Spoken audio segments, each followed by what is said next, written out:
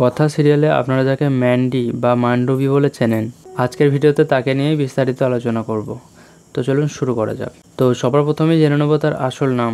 তো তার আসল নাম হচ্ছে মেঘা দা। তো এখানে তার টাইটেলের স্পেলিংটা হচ্ছে DAW। তো তার টাইটেলের স্পেলিংটা দা নাকি দাও হচ্ছে, এটা নিয়ে একটু কনফিউশন আছে, তো ওটা আপনারাই দেখে নিন। সো এবার চলে যাবো তার বাবার নামে। তো তার বাবার নাম হচ্ছে সমীর দা, তার মায়ের নাম হচ্ছে সোমা দা দালাল। এবার জেনে নেবো তার ডেট অফ বার্থ বা জন্ম তারিখ। তো তার জন্ম তারিখ হচ্ছে 6 অক্টোবর 2001। তো সেই হিসেবে তার বর্তমান বয়স হচ্ছে 24 বছর। যদি তার প্রফেশন বা পেশার কথা বলি, তো তিনি পেশায় একজন ডান্সার অ্যান্ড অ্যাক্ট্রেস বা অভিনেত্রী। ধর্মের দিক থেকে তিনি একজন হিন্দু। তার হোম টাউন হচ্ছে কলকাতা, ওয়েস্ট বেঙ্গল বা পশ্চিমবঙ্গ।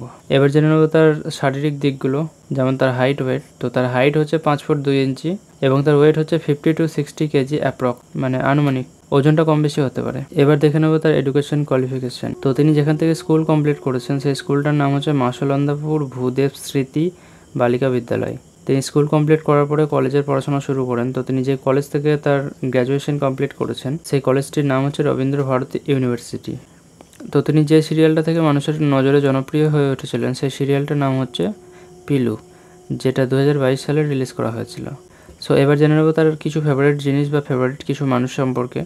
তো তার ফেভারিট অ্যাক্টর হচ্ছে রণবীর কাপুর, তার ফেভারিট অ্যাক্ট্রেস হচ্ছে আলিয়া ভাট, তার ফেভারিট কালার হচ্ছে ব্লু, তার ফেভারিট স্পোর্ট হচ্ছে ফুটবল, ফেভারিট স্ট্রিট ফুড বা ফাস্ট ফুড হচ্ছে বিরিয়ানি। এবার জেনে নেব তার সম্বন্ধে কিছু অজানা ফ্যাক্ট। তিনি হচ্ছেন একজন প্রফেশনাল কত্থক ডান্সার।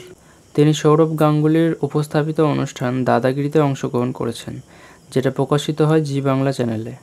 তিনি রচনা ব্যানার্জির শো দিদি নাম্বার 1-এও অংশগ্রহণ করেছেন অ্যান্ড 2021 সালে তিনি ডান্স বাংলা ডান্সের সিজন 11-এর ফাইনালেও উঠেছিলেন।